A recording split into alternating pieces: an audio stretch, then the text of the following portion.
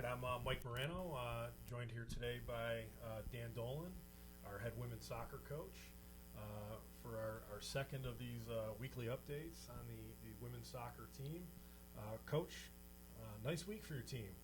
Overtime win Friday over Lake Erie and a 2-0 shutout Sunday over Tiffin. You guys pick up a couple non-conference wins. Just how you feeling? How's the team feeling after picking up a couple of victories?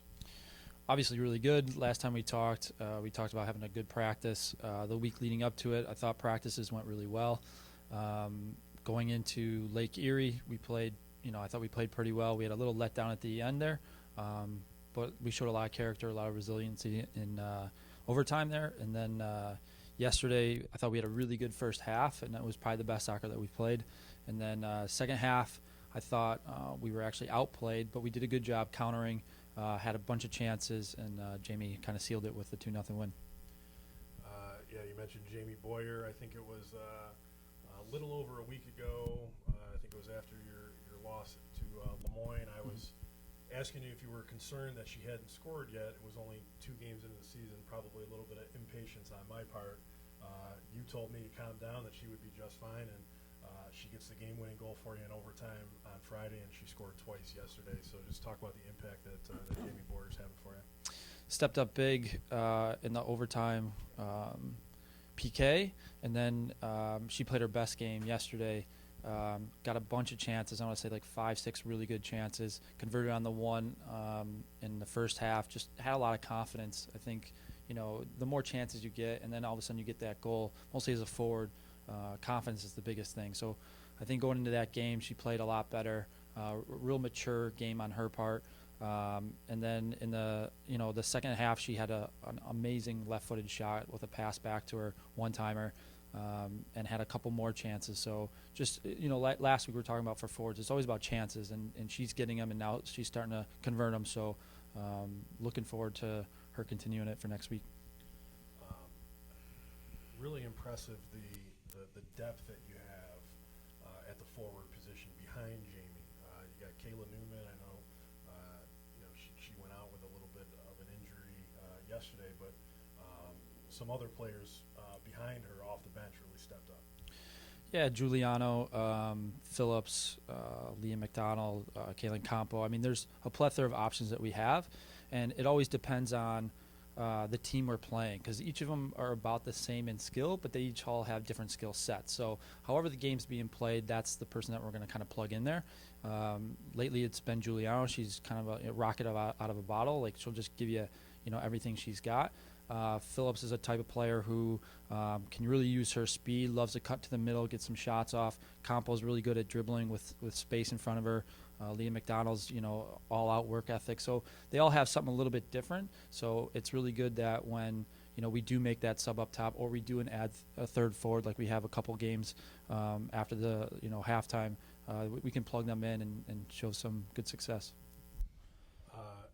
In goal, Caitlin White went the distance both games, played really well. Just missed having a shutout on Friday when Lake Erie scored late in the second half to force that game to overtime, and then makes 11 saves for you yesterday, records her first shutout. So, what are you getting out of your freshman goalkeeper right now? She's really grown up big time. I think every game you can see her have a little bit more confidence. Doesn't